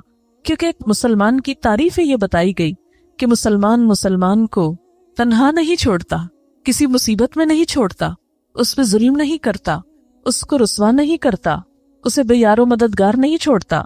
और यही दरअसल शुक्र का इजहार है। शुक्रगुजारी सिर्फ जबान से नहीं हुआ करती, शुक्रगुजारी दिल से शुरू होती है, फिर रवैयों में आती है, अंदाज से झलकती है, इंसान के आमाल से झलकती है। इसलिए कि जहां वो रब का शुक्रगुजार होता है, वहां फिर वो रब का इताअत गुजार भी होता है। ये नहीं हो सकता कि बंदा रब की तरफ से आने वाली नेमतें तो इस्तेमाल करता जाए और फिर पलटकर ये ना सोचे कि मुझे क्या करना है, मेरी जिम्मेदारी क्या है। अब देखिए कि जिसके लिए भी दिल में शुक्रगुजारी के जज्बात आते हैं, कुदरती तौर पर दिल में उसकी मोहब्बत जाग जाती है। कोई भी इंसान जो आपके साथ अच्छा सलूक करता हो, और इंसान तो क्या, इंसान के साथ जानवरों को भी आपने देखा होगा कि बाज इंसान जब जानवरों को पालते हैं, उनसे मोहब्बत करते हैं, तो वो उनके कितने वफादार हो जाते हैं। कुत्ते जैसी चीज को ही देख लीजिए, जैसे दूर से देख के डर लगता है। कम ही लोग होंगे जो कुत्ते को देखकर इधर उधर भागने या छुपने की फिक्र में ना हो कि हमको ना पड़ जाए। लेकिन कुत्ते जैसी जालिम चीज भी कि जो हर राह गुजर पर भौंके, जब उसको मोहब्बत मिलती है, जब उसको तवज्जो मिलती है, तो वो अपने मालिक का वफादार हो जाता है। और इतनी वफादारी कि जितनी शायद कोई इंसान भी इंसान के साथ न करे। इसी तरह बास सांप पालने वालों को भी आपने देखा होगा कि किस तरह वो मालिक के इशारों पे नाचते हैं। इसी तरह बहुत सी और मखलूक, तो जिस मखलूक को भी आप प्यार दें, मोहब्बत दें, केयर दें, तो फिर हो नहीं सकता कि वो आपकी ना हो जाए। बिल्कुल इसी तरह जब इंसान किसी इंसान के साथ मोहब्बत का बर्ताव करता है, खुलूस का बर्ताव करता है, तो हो नहीं सकता कि फिर आप उसका दिल न जीत सकें। और फिर जब इंसान का यही मामला उसके रब के साथ होता है कि जो ही बंदे को नेमत मिली, उसके दिल में रब की मोहब्बत जागी, उसने शुक्र अदा किया, तो फिर हो नहीं सकता कि इंसान का दिल रब की याद से खाली रहे। इसका लाजमी नतीजा ये होता है कि इंसान अपनी जबान से उसका इजहार करता है, तो शुक्र का लाजमी नतीजा फिर जिक्र होता है। और जिक्र में जिस तरह इंसान उस इंसान को याद करता है जिससे इंसान को खुशी मिलती है। अगर आप अपना जायजा लें कि आप सबसे ज्यादा किसको याद करते हैं, अमूमन उसी को कि जिसके ख्याल से भी आपको खुशी हो, तभी आप उसको याद करते हैं। आप किससे मिलना पसंद करते हैं कि जिससे मिलकर आपको खुशी होती हो, लेकिन किसके पास जाना नहीं चाहते कि जिसके पास जाकर आपकी खुशी के बजाय परेशानी में इजाफा हो। तो बिल्कुल इसी तरह एक बंदे की अल्लाह ताला से शुक्रगुजारी का पहला रवैया क्या होता है कि अल्लाह की मोहब्बत दिल महसूस करने लगता है। फिर इंसान तन्हाई में भी अपने रब को याद करने लगता है। ईमान की पहचान ये है कि इंसान तन्हाई में अपने रब को याद करे। एक रिवायत में आता है कि तुम 3 जगहों पर अपने दिल का जायजा लिया करो और देखो कि दिल की क्या हालत है। और अगर इन 3 मौके पर तुम अपने रब को याद न करो, तो फिर जान लो कि तुम्हारे सीने में दिल नहीं पत्थर है। उनमें से एक मौका जिक्र की मजलिसों में, दूसरा कुरान पढ़ते वक्त, और तीसरा तन्हाई के औकात में। یہ 3 مواقع ایسے ہیں کہ رب یاد آنا چاہیے، اور ہم دیکھتے ہیں کہ تنہائی میں جب رب یاد آتا ہے تو اس یاد کی لذت ہی کچھ اور ہے۔ اللہ سبحانہ و تعالیٰ نے ان آنکھوں کے لیے جہنم کی آگ کو حرام کر دیا کہ جو تنہائی میں اپنے رب کو یاد کر کے بہہ پڑے، یعنی انسان تنہائی میں اپنے رب کا ذکر کرے، رب کا خیال آئے، اس کی نعمتوں کا احساس جاگے، اور پھر انسان کی آنکھوں سے آنسو بہہ پڑے۔ ہم سب اپنے بارے میں سوچیں کہ زندگی میں کتنے مرحلے ایسے آئے، کتنے موقع ایسے آئے، کیا ہفتے میں 1 دن، کیا روز 1 بار، کیا مہینے میں 1 بار، کیا سال میں 1 بار، یا زندگی میں 1 بار، کتنی بار ایسا ہوا کہ آپ تنہا چلے جا رہے تھے کہ رب کی نعمتوں کے احساس سے آپ کا دل بھر اٹھا اور بھرا ہوا دل آنکھوں کے راہ بہ اٹھا۔ ایسے لمحات اور ایسے مواقع وقتاً فوقتاً آتے ہی رہنے چاہیے، اس لیے کہ اللہ تعالیٰ کی محبت کا ایسا اظہار جو ہر ریاکاری سے خالی ہو، ہر دکھاوے سے خالی ہو، کیونکہ انسان بسا اوقات جب کسی مجلس میں ہوتا ہے، جب اور لوگ اس کے ساتھ ہوتے ہیں، تو ہو سکتا ہے کوئی ایسی بات ہو کہ جس بات کی وجہ سے انسان اپنے رب کو یاد کرے، یا کوئی اور اس کو یاد دلائے تو یاد آ جائے۔ لیکن خاص طور پر ایسے مواقع کہ جب صرف بندہ اور اس کا رب ہو، اور پھر انسان کسی دوسرے کے کہے بغیر اپنے رب کو یاد کرے، تو یہی یاد دراصل بہت قیمتی یاد ہے۔ ایسی ہی تنہائی میں بہائے ہوئے آنسو بہت قیمتی ہیں، اور ان آنکھوں پر جہنم کی آگ حرام ہے جو رب کو یاد کر کے بہہ پڑے۔ پھر آپ دیکھیے کہ انسان جب کسی کو یاد کرتا ہے تو اس یاد میں زبان کا ذکر بھی ہے، اور اس یاد میں کسی مجلس میں بیٹھ کر یاد کرنا بھی ہے۔ آپ دیکھیں گے کہ عموماً جب آپ لوگوں کے بیچ میں ہوتے ہیں، گفتگو کرتے ہیں، تو اپنے پسندیدہ ٹاپک پر ہی گفتگو کرتے ہیں۔ انسانوں کا ذکر ہو تو اسی انسان کو یاد کرتے ہیں، اسی کا ذکر کرتے ہیں جو آپ کو پسند ہو، جس دل میں اللہ تعالیٰ کا شکر ہو، جس دل میں اللہ کی محبت ہو، جس دل میں اللہ کی یاد ہو۔ پھر ہو نہیں سکتا کہ اس زبان پر نہ ہو، اور جس زبان پر ہو پھر وہ صرف تنہائی میں اور زیر لب ہی ذکر نہیں کرتی وہ زبان، بلکہ وہ جس مجلس میں بیٹھے گا اپنے رب کی بات کرے گا۔ پھر رب کی بات کر کے اس کو شرمندگی نہیں ہوگی، اس کو کوئی شرم نہیں آئے گی، وہ کسی احساس کمتری میں مبتلا نہیں ہوگا، اس لیے کہ ہم اپنے ہر پیارے کا ذکر کرتے ہوئے خوشی محسوس کرتے ہیں اور پورے کانفیڈنس کے ساتھ بات کرتے ہیں۔ ہمیں کبھی بھی خیال نہیں آیا کہ لوگ کیا کہیں گے، کس کی بات ہو رہی ہے اور بار بار اسی کی کیوں ہو رہی ہے۔ لیکن جب ہم اللہ تعالیٰ کی بات کرنے لگتے ہیں تو ہم کیوں شرما جاتے ہیں، ہم کیوں ڈر جاتے ہیں کہ لوگ ہم کو فنیٹک کہیں گے، لوگ ہم کو دیوانہ کہیں گے۔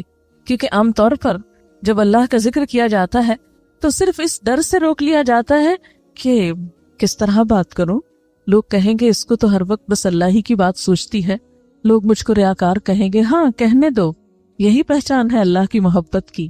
آپ دیکھیے کہ دنیا میں جتنے بھی محبت کرنے والے ہوتے ہیں، محبت کی بے شمار کہانیاں دنیا میں مشہور ہوئیں، بہت سی لوگ کہانیاں، کچھ حقیقی کچھ فرضی۔ تو اس میں آپ دیکھیں کہ جنہوں نے بھی محبت کی پھر انہیں کسی سے جھجک نہیں آئی، پھر وہ کسی سے شرمائے نہیں، پھر انہیں کسی قسم کا خوف لاحق نہیں ہوا، انہوں نے اس محبت میں ہر قسم کی قربانی دی، کیونکہ کسی جھوٹی محبت میں انسان قربانی نہیں کر سکتا۔ ماں کی محبت ایک سچی محبت ہوتی ہے۔ اب دیکھیے کہ اپنے بچے کے ساتھ اس کا کیا رویہ ہوتا ہے، وہ بچے کی محبت میں ہر قربانی دیتی ہے، ہر طرح سے، راتوں کی نیند بھی قربان کرتی ہے۔ ہم اللہ کی محبت میں رات کو کتنی دفعہ اٹھتے ہیں، ہم اس کی محبت میں کتنی نیند چھوڑ سکتے ہیں۔ ماں کھانے کو بیٹھتی ہے کہ بچہ رو پڑتا ہے، آپ نے دیکھا ہوگا ماں کھانا چھوڑ دیتی ہے اور بچے کو اٹھا لیتی ہے، کیوں؟ اس لیے کہ محبت ہے۔ ہماری زندگی میں کتنے مواقع ایسے آئے کہ جب ہمیں بھوک لگی ہو اور ادھر سے اللہ کی پکار آ جائے تو ہم تھوڑی دیر کے لیے بھوک قربان کر سکیں۔ حالانکہ اللہ تعالیٰ نے ہمارے لیے تو سہولت رکھی کہ اگر آذان ہو جائے، نماز کا وقت آ جائے اور ادھر بھوک لگی ہو تو پہلے کھانا کھا لو۔ یہ نہیں کہا کہ نہیں میں تمہاری محبت کو آزماؤں گا کہ اب تم کھانا کھاتے ہو یا نماز کے لیے آتے ہو، اتنا نہیں آزمایا اس نے ہمیں۔ لیکن ہمارا امتحان یہی ہے کہ جب ہم کھانا کھانے بیٹھیں تو پھر بیٹھے نہ رہ جائیں، پھر کھانا کھا کر اس کی نعمت لے کر اس کا شکر بھی ادا کریں۔ تو گویا ذکر کی 2 قسمیں، ایک ذکر تسبیحات کی شکل میں، مثلاً سبحان اللہ و بحمدہ سبحان اللہ العظیم، فرشتوں کی تسبیح جس سے زمین و آسمان گونج اٹھتے ہیں، जब उनकी तस्बीह होती है, इंसान के लिए भी पसंदीदा तरीन कलिमात जो ज़बान पे बहुत हल्के हैं, उठते बैठते चलते फिरते सोते जागते जब तक होशो हवास है इंसान अल्लाह का जिक्र करता रहे।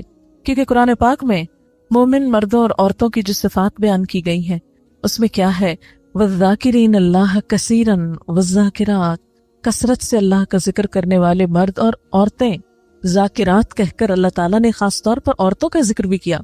अब ऐसे में आमतौर पर हमारे यहाँ बहुत सी ऐसी बातें मशहूर कर दी गई कि जिक्र के लिए बावजू होना लाजिम है, किबला रू होना लाजिम है, मुसल्ले पे बैठना लाजिम है। नहीं, हमारे दीन में बड़ी वुस्सत है, बहुत रुखसत है।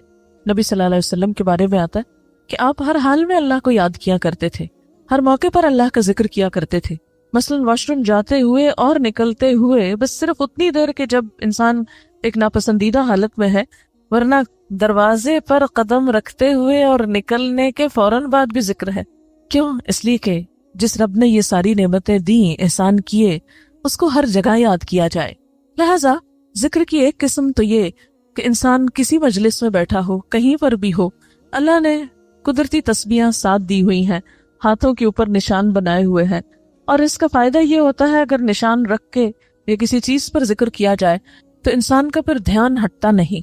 और आप देखिए कि हदीस पाक में ये भी आता है कि जन्नत और दोज़ख तो चटियल मैदान है। इंसान जब जिक्र करता है तो ये जिक्र ही उनके सरसब्ज होने का सबब बनता है। यानी क़यामत के दिन उस शख्स की जन्नत उतनी ही हरी होगी, उतनी ही सरसब्ज होगी, आबाद होगी, जितना ज्यादा वो अल्लाह का जिक्र करने वाला होगा। एक और रिवायत में एक जिक्र के बदले एक पौधे का जिक्र किया गया है। बहरहाल ये जिक्र इंसान के दिल को रोशन करता है, दिल के इत्मीनान का सबब बनता है। कुरान पाक में अल्लाह ताला फरमाते हैं, अला बिज़िक्रिल्लाहि तत्मइन्नुल क़ुलूब, सुनो दिलों के इत्मीनान का सबब अल्लाह का जिक्र ही है। आज की दुनिया में सबसे बड़ा मसला क्या है कि दिल बेचैन है, गम है, दुख है, डिप्रेशन है, अनजाना सा खौफ है, किसी न किसी चीज के तवहुम में दिल गिरफ्तार है कि न जाने क्या होने वाला है। इन सब चीजों से निजात और छुटकारे का नुस्खा अल्लाह का जिक्र है। इसलिए कि जिस रब ने पैदा किया, जब तक उसको याद नहीं रखेंगे तो उस रब की तरफ से वो खास सकीनत और इत्मीनान की कैफियत हो नहीं सकती। और जिक्र की दूसरी किस्म वो खास रूटीन का जिक्र नहीं, बल्कि इंसान जहां भी बैठा हो, जो भी मौका हो, वहां किसी न किसी तरह अल्लाह की बात। जिक्र की पहली किस्म बहुत आसान है। तहज्जुद पढ़ना भी आसान हो जाता है जब वो रूटीन बन जाता है। घर बैठ के खामोशी से तस्बीह पढ़ना भी आसान हो जाता है। लेकिन किसी भरी मजलिस में अल्लाह का शुक्र अदा करना, अल्लाह की बात करना, अल्लाह के किसी हुक्म पर अमल करके सबके सामने निकलना, जिक्र की एक तस्वीर बन जाना कि जिसके बारे में आप सल्लल्लाहु अलैहि वसल्लम ने फरमाया कि दोस्त वो है जिसे देखकर खुदा याद आए। तो किसी को देखकर खुदा जब भी याद आ सकता है जब वो देखने में भी खुदा के अहकाम पर अमल करने वाला हो। आप देखें कि मुख्तलिफ लोग जिस किसी चीज के फैन होते हैं उसी किस्म के लिबास पहनने लगते हैं। टी शर्ट्स पर आप देखिए, इसी तरह लिबास के मुख्तलिफ हिस्सों पर दुनिया की मशहूर कंपनियों, बड़े बड़े क्रिकेटर्स और मशहूर लोगों की तस्वीरें और वो सारे सिंबल्स और ऐसे तमाम निशान दरअसल किस चीज की निशानदही कर रहे हैं कि ये फलां का चाहने वाला है, फलां को मानने वाला है। अगर इंसान इंसानों की मोहब्बत में गिरफ्तार होकर अपने सीने पर निशान सजाए फिरते हैं तो अल्लाह की मोहब्बत में गिरफ्तार लोग क्या उस मोहब्बत का इजहार नहीं कर सकते? आखिर वही क्यों शर्माते हैं उस मोहब्बत के इजहार में और उस मोहब्बत की बात में? फिर आप देखिए कि जब इंसान अल्लाह का जिक्र करता है तो उसके जिक्र की एक और बेहतरीन किस्म उसकी किताब है। अल्लाह की किताब उसका जिक्र है और बार बार कुरान पाक में इसको जिक्र के नाम से पुकारा गया है। और इसमें अल्लाह ताला फरमाते हैं कि है मेरा जिक्र, लेकिन मैंने इसमें तुम्हारा जिक्र किया है, क्योंकि फज़कुरूनी अज़कुरकुम, तुम मुझे याद करो मैं तुमको याद करूंगा। तुम मेरी किताब पढ़ते हो, फीही ज़िक्रुकुम, इसमें तुम्हारा ही जिक्र है, तुम्हारी ही बातें हैं, तुम्हारे ही फायदे की चीजें हैं, तुम्हारे ही लिए खुशखबरियां हैं और तुम्ही को बुरे अंजाम से बचने के तरीके बताए गए हैं। इसलिए कुरान पाक जैसा जिक्र जिसमें शिफा भी है, रहमत भी है, सुकून और इत्मीनान भी है, रहनुमाई भी है, जब इंसान इससे ताल्लुक जोड़ता है तो यूं लगता है जैसे कोई मेहरबान हस्ती हर रोज हमसे कलाम करती हो اور ہمیں زندگی کے مسائل کی گتھیاں سلجھانے میں مدد دیتی ہو۔ دنیا کا انمول ذکر جس جیسی کوئی چیز ہے ہی نہیں، اللہ کا کلام، اللہ کی بات۔ ہم اللہ تعالیٰ کو چھو نہیں سکتے، اس کو دیکھ نہیں سکتے، لیکن اس کے الفاظ کو جب چھوتے ہیں، ان کو جب پڑھتے ہیں، ان کو جب دیکھتے ہیں تو دل کا حال ہی بدل جاتا ہے، براہ راست دل پہ اثر انداز ہوتا ہے۔ ذکر کی ایک اور قسم نماز۔ اللہ تعالیٰ فرماتے ہیں اقیم الصلاۃ لذکری، نماز میری یاد کے لیے قائم کرو۔ ایک ذکر تو ہم اپنی مرضی سے کرتے ہیں جب دل چاہتا ہے، اور ایک ذکر اس کے بلانے پہ کرتے ہیں۔ بالکل ایسے ہی ایک کھانا ہم گھر میں اپنی مرضی کا کھاتے ہیں، اور ایک کسی کی دعوت میں جا کر کھاتے ہیں۔ کسی کی دعوت قبول نہ کی جائے تو آپ دیکھیے کیوں ناراض ہوتا ہے۔ آپ خود کو یہ دیکھیے کہ آپ اگر کسی کو بلاتے ہیں اور کوئی نہیں آتا تو آپ کو کیسا لگتا ہے؟ ایک دفعہ بلائیں، 2 دفعہ بلائیں، کئی دفعہ بلائیں، دن میں 5 دفعہ بلائیں، اور کوئی ایک دفعہ آئے اور کوئی ایک دفعہ بھی نہ آئے، تو اللہ تعالیٰ کو یہ بات کس قدر ناراض کرنے والی ہے۔ اس کو ناراض کرنے والی چیز کہ وہ دن میں 5 دفعہ اپنے ذکر کی دعوت دیتا ہے۔ مثلا نماز میں ہم کیا کرتے ہیں؟ ہاتھ منہ دھوتے ہیں، تیار ہوتے ہیں، پھر ہاتھ باندھ کے کھڑے ہو جاتے ہیں، پھر اس سے گفتگو کرتے ہیں۔ کھانے کی دعوت پر بھی تو ایسا ہی کرتے ہیں نا، ہاتھ منہ دھوتے ہیں، کسی کے ہاں جانا ہو تو لباس بھی پہنتے ہیں، تیار ہوتے ہیں، اور پھر گفتگو کرتے ہیں۔ اور پھر آپ دیکھیے کہ کھانا تو ایک بہانہ ہوتا ہے، اصل چیز کیا ہے؟ گفتگو۔ بالکل اسی طرح نماز ایک روحانی غذا بھی ہے، وہ تو ایک بہانہ ہے، اصل میں یہ اللہ سے گفتگو ہے، اللہ کے آگے اپنے دکھ رکھنا ہے۔ وہ سارے گلے شکوے جو ہم لوگوں سے کرتے رہتے ہیں، وہ اللہ تعالیٰ کے ساتھ بات کر کے وہ سارے غم بھول جاتے ہیں۔ جسمانی پاکیزگی بھی ہے، اور روح کے اوپر پڑنے والی آلودگی اور روح کے اوپر پڑنے والے بوجھ ان کو اتارنے کا ذریعہ بھی ہے۔ لہذا کامیاب ہے وہ انسان جو یہ 2 لفظ جان لے، شکر اور ذکر، کہ اس کی طرف سے جو کچھ ملا اس پر شکر گزار ہو، تکبر نہ کرے، اس کے بندوں کے لیے ہر خیر کو عام کرنے والا ہو، خواہ وہ مال ہو، خواہ وہ اچھی بات ہو، کیونکہ الکلمۃ الطیبۃ صدقہ، اچھی بات بھی صدقہ ہے۔ اچھے مشورے سے، عیادت سے، سلام کا جواب دے کر، چھینک کا جواب دے کر، کسی کی مدد کر کے، کسی کو راہ دکھا کے، کسی کو اونچا بول کر سنوا کے، کسی کی انگلی تھام کے، کسی بھی طرح چھوٹی چھوٹی خوشیاں دے کر انسان دراصل خود خوشیاں سمیٹتا ہے، اور یہ تکبر کی نفی کرتا ہے۔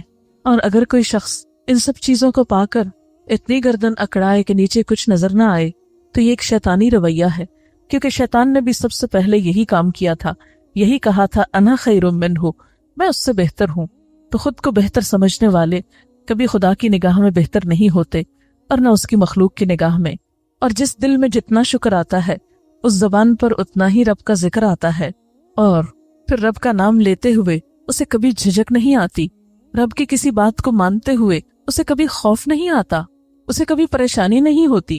وہ رب کی بات مان کر بھی اتنا ہی کانفیڈنٹ ہوتا ہے جتنا لوگ رب کی نافرمانی کر کے ہوتے ہیں، رب کو ناراض کر کے ہوتے ہیں، رب کو چیلنج کر کے جتنا کانفیڈنٹ فیل کرتے ہیں۔ بندہ مومن اللہ کی اطاعت میں اتنا ہی اطمینان اور سکون اور کانفیڈنس محسوس کرتا ہے۔ یہی چیز انسان کے لیے دنیا اور آخرت کی خوشیوں، سعادتوں، رحمتوں اور برکتوں کا ذریعہ بنتی ہے۔ اللہ تعالیٰ سے دعا ہے کہ وہ ہمیں شکر گزار دل اور ذکر کرنے والی زبان اور اطاعت کرنے والا انسان بنائے، اور وہ نعمتیں عطا کرے کہ جس سے ہم دنیا و آخرت میں کامیاب ہو سکیں، اور ان اعمال کی توفیق دے جس سے وہ راضی ہو جائے۔ وآخر دعوانا ان الحمد للہ رب العالمین۔ دعا کر لیتے ہیں۔ سبحان اللہ والحمد للہ ولا الہ الا اللہ واللہ اکبر ولا حول ولا قوة الا باللہ العلی العظیم۔ اللہم صلی علی محمد وعلی آل محمد کما صلیت علی ابراہیم وعلی آل ابراہیم انک حمید مجید۔ اللہم بارک علی محمد وعلی آل محمد کما بارکت علی ابراہیم وعلی آل ابراہیم انک حمید مجید۔ ربنا آتنا فی الدنیا حسنة وفی الآخرة حسنة وقنا عذاب النار۔ ربنا لا تزغ قلوبنا بعد إذ هديتنا وهب لنا من لدنك رحمة إنك أعلى المتقين إماما۔ يا حي يا قيوم برحمتك نستغيث، اللهم إنا نعوذ بك من زوال نعمتك وتحول عافيتك وفجاءة نقمتك وجميع سخطك اللهم طهر قلوبنا من النفاق وآمالنا من الرياء وألسنتنا من الكذب وأعيننا من الخيانة فإنك تعلم خائنة الأعين وما تخفي الصدور لا حول ولا قوة إلا بالله لا إله إلا أنت سبحانك إني كنت من الظالمين اللهم إنا نسألك العافية في الدنيا والآخرة اللهم إنا نسألك العفو والعافية في ديننا ودنيانا وأهلنا ومالنا اللهم استر عوراتنا وآمن روآتنا اللهم احفظنا من بين أيدينا ومن خلفنا وعن أيماننا وعن شمائلنا ونعوذ بعظمتك أن نغتال من تحتنا یا اللہ پاک جو بات بھی ہم نے کی ہے اپنی رحمت سے اسے قبول فرما، جو بات تجھے پسند آئی ہو ہمیں اس پہ عمل کی توفیق دے، اور اگر کوئی بات آپ کی پسند کے خلاف ہوئی ہو تو ہم سب سے درگزر فرما، ہمیں اس سے دور کر دے اور ہمیں ان چیزوں کی توفیق دے جن سے تو راضی ہو جائے۔ اللہم وفقنا لما تحب و ترضا، اللہ تو ہمیں ان چیزوں کی توفیق دے جو تجھ کو پسند آ جائیں اور جن سے تو راضی ہو جائے۔ یا اللہ تو ہم سب کو اپنی محبت عطا فرما، اپنا قرب نصیب فرما، ہمارے دل کو شکر گزار بنا دے، ہماری زبان کو ذکر کرنے والا بنا دے۔ یا رب العالمین، جنہوں نے اس مجلس کا اہتمام کیا ہے انہیں اس کی بہترین جزا عطا فرما، اس مجلس کو ان کے لیے صدقہ جاریہ بنا، جتنے لوگ حاضر ہوئے ہیں ان کا آنا قبول فرما، انہیں اس کی بہترین جزا عطا فرما۔ یا رب العالمین، تمام بیماروں کو صحت کاملہ عطا فرما، سب دکھی لوگوں کے دکھ دور فرما۔ یا اللہ، ہمیں اپنی رحمتوں سے ڈھانپ لے، ہمارے گناہوں سے درگزر فرما، تو ہم پر رحمت کی بارش برسا۔ یا اللہ، تمام انسانوں کو، حیوانوں کو، پرندوں کو سیراب کر دے۔ یا اللہ، ہر چیز تیرے اختیار میں ہے، یا اللہ ہر چیز کا مالک تو ہے، تو ہم سب گناہگاروں پر اپنی رحمت نازل فرما۔ یا رب العالمین، تو ہمیں آنے والے وقت کی تکلیف سے محفوظ رکھنا۔ یا اللہ، تو ہمارے گناہوں کا نہ دیکھ، اپنی رحمت کو دیکھ۔ یا اللہ، تو ہم پر اپنی رحمت کی بارش برسا۔ یا اللہ، تو ہماری فریادوں کو سن لے۔ یا اللہ، تو ہماری دنیا اور آخرت کی مشکلات کو آسان کر دے۔ یا اللہ، سب آنے والوں کو دنیا اور آخرت کی خوشیاں نصیب فرما، ہم سب کے بچوں کو دنیا اور آخرت کی کامیابی عطا فرما۔ یا رب العالمین، تمام دکھی لوگوں کے دکھ دور فرما۔ یا اللہ، تو ہماری اس کوشش کو قبول فرما۔ ربنا تقبل منا انك انت السميع العليم وتب علينا انك انت التواب الرحيم وصلى الله تعالى على خير خلقه محمد وعلى آله واصحابه واهل بيته اجمعين برحمتك يا ارحم الراحمين۔ اللہ تعالیٰ کا لاکھ لاکھ شکر ہے جس نے ہمیں انسان بنایا۔ وہ چاہتا تو کوئی بھی اور مخلوق بنا سکتا تھا اور ہم اس سے شکوہ تک نہ کر سکتے تھے، لیکن یہ اس کا احسان ہے کہ اس نے ہمیں انسان پیدا کیا اور طرح طرح کی نعمتیں ہمارے لیے بنائیں۔ زمین پر جو کچھ بھی ہے وہ سب کچھ ہمارے لیے بنایا گیا۔ ارشاد باری تعالیٰ ہے، خلق لکم ما فی الارض جمیعا، زمین میں جو کچھ ہے سارے کا سارا اس نے تمہارے لیے بنایا ہے۔ کتنی نعمتیں جو ہم گن بھی نہیں سکتے۔ ان تعدوا نعمت اللہ لا تحصوها، اگر تم اللہ کی نعمتوں کو گننا چاہو تو گن نہیں سکتے۔ ان گنت نعمتیں، یہ سب کچھ انسان کے لیے۔ اس زمین پر ہمارے علاوہ اور بھی بہت سی مخلوق ہے، جیتی جاگتی مخلوق میں بہت سے حیوانات ہیں۔ اگر صرف انہی کے مقابلے میں خود کو دیکھیں تو شکر کے جذبات سے انسان کا دل اللہ کی محبت سے بھر جائے، لیکن عام طور پر ہم چونکہ غور و فکر نہیں کرتے، اپنی ہی دنیا میں محو اور مصروف ہوتے ہیں اور اپنے ہی کاموں میں لگے رہتے ہیں، اس لیے احساس بھی کم ہی ہوتا ہے۔ اگر ہم دیکھیں تو مثال کے طور پر کسی بھی جانور کو جو لباس ملتا ہے، خواہ وہ کتنا ہی خوبصورت ہو، بس زندگی میں ایک ہی بار ملتا ہے، ایک ہی رنگ ملتا ہے۔ مثلاً طوطے کو آپ دیکھیں کہ اگر اس نے سبز لباس پہنا ہے اور اس کو لال چونچ ملی ہے تو ہمیشہ کے لیے ایک ہی چیز ملی ہے، وہ اس کو تبدیل نہیں کر سکتا۔ وہ خواہ اس رنگ سے کتنا ہی اکتائے، اس کو دن رات، پیدائش سے لے کر موت تک ایک ہی رنگ کا لباس پہننا ہے۔ اس کے برعکس انسان کو دیکھیے، اور خاص طور پر خواتین، کہ زندگی میں کتنے بے شمار رنگوں سے ہم نے لطف اٹھایا، جب چاہا جیسا چاہا پہنا، اپنی مرضی سے، اپنے شوق سے۔ پھر اسی طرح آپ دیکھیے کہ کھانے میں एक गाय भैंस क्या खाती है? घास, चारा। क्या जायका होता है उसका? कुछ भी तो नहीं। लेकिन उसके बरक्स हमारी ज़बान बैक वक्त कितने मुख्तलिफ जायके चखती है। मीठा, खट्टा, नमकीन, कड़वा, फिर ठंडा, गरम, किस किस चीज से लुत्फ नहीं उठाते। सिर्फ एक ज़बान के ऊपर अगर जायके की ये हिस्स न होती तो हम कितनी ही चीजों का लुत्फ उठाने से रह जाते। इसके बरक्स जानवर इस नेमत से महरूम हैं। फिर इसी तरह सूंघने की जो हिस्स दी, इसी तरह देखने की जो सलाहियत बख्शी, इसी तरह बोलने की जो सलाहियत दी, कितनी अनमोल है ये सलाहियत कि अपनी खुशी, गम, दुख हर चीज का इजहार कर सकते हैं। थोड़ी देर के लिए सोचिए कि अगर हमें खुशी हो और हम हंस न सकें तो खुशी का क्या लुत्फ, अगर हम गमगीन हो और रो न सकें तो जिंदगी का क्या लुत्फ। ये रोना, ये हंसना, ये बोलना, ये सब कुछ उसकी नेमतें हैं। लेकिन हमने इन चीजों को नेमत के तौर पर कम ही लिया है। जानवर बेचारे हर मौके पर एक ही आवाज निकाल देते हैं। चिड़िया को देखिए, एक ही तरह की चू चू करती है, कभी समझ में नहीं आता। घंटों भी उसको देखते सुनते रहे कि अब इसने किस काम के लिए चू पुकारी है, गुस्से में है या खुशी में है। सिवाय इसके कि थोड़े बहुत रिएक्शन से या बिहेवियर से पता चलता है, लेकिन उसकी बोली और उसकी जबान तो कुछ भी नहीं बताती। ये सब कुछ इंसान के लिए। फिर इंसान की शक्ल सूरत अल्लाह ताला कुरान पाक में फरमाते हैं, लक़द खलक़नल इंसान फी अहसन तक़वीम।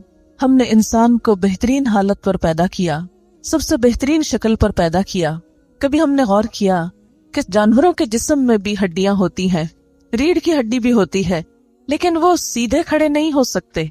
हम इंसान सीधे खड़े हो सकते हैं। और फिर अल्लाह ताला ने गोश्त और हड्डी का जो इम्तिजाज बनाया, अगर जिस्म को हड्डियों से खाली कर दें तो आप देखेंगे कि महज गोश्त का एक ढेर जो जमीन पर फिसलता फिरे, न चल सके, न भाग सके, और उसकी सारी खूबसूरती और सारा हुस्न खत्म होकर रह जाए। ये अल्लाह ही की नेमतें हैं जो दिन रात हम इस्तेमाल कर रहे हैं। और अगर इसमें जरा बराबर खलल आ जाए तो हम बसा औकात इंतहाई बेबस होकर रह जाते हैं। दिमाग की खराबी का सबब बसा औकात सिर्फ एक सेल का डिसऑर्डर हो सकता है। निगाह की खराबी का सबब बसा औकात बिल्कुल एक छोटे से हिस्से में कोई डिसऑर्डर हो सकता है, कोई ऐसी ग्रोथ हो सकती है जो एबनॉर्मल हो। इंसान के मुंह को देखिए कि हमारी आंखों को देखने के काबिल बनाने के लिए उनमें तरी है। अगर ये वेटनेस ज्यादा हो जाए और आंसुओं की शक्ल में हर वक्त मुंह के ऊपर पानी के कतरे गिरते रहें तो हम क्या कर सकते हैं। वक्त जरूरत हमें पसीना आता है, लेकिन अगर ये जरूरत से ज्यादा हो जाए तो हमारा क्या हाल हो जाए। इसी तरह अगर मुंह से हर वक्त राल टपकता रहे तो हमारा हुलिया क्या हो जाए। शायद कोई हमारी तरफ देखना पसंद न करे। जिसे बसा औकात जिन लोगों के जहन में कोई खलल आ जाता है और वो अपने आसाब पर कंट्रोल नहीं कर पाते तो बाज़ औकात उनको देखकर तरस आता है। लेकिन अल्लाह ताला ने हमें ये सारी नेमतें अता की। कभी सोचा हमने कि हमने इन सारी नेमतों के जवाब में उसको क्या दिया? कितने की खरीदी थी ये सब चीजें? आंख के लिए कितनी कीमत दी थी? इस बोलने की कितनी कीमत जमा कराई थी? इसके बस कितना कुछ अल्लाह के यहाँ जमा कराया? इस चलने फिरने की कुव्वत के लिए हमने अपने रब को क्या दे रखा है? कुछ भी तो नहीं। फिर इन सारी नेमतों में अब देखिए कि हम जितनी चाहते हैं इस्तेमाल करते जाते हैं, साल हर साल तक इनको इस्तेमाल करते हैं। इन नेमतों के अलावा उसकी एक बड़ी नेमत कि उसने हमें मुसलमान बनाया, हिदायत की नेमत, अपनी पहचान, अपना नाम जो उसने हमको दिया, तो हम दुनिया के खुशकिस्मत तरीन इंसानों में से हैं। कई अरब इंसानों में से वो इंसान हैं कि जिनको अल्लाह ने पैदाइशी तौर पर इस्लाम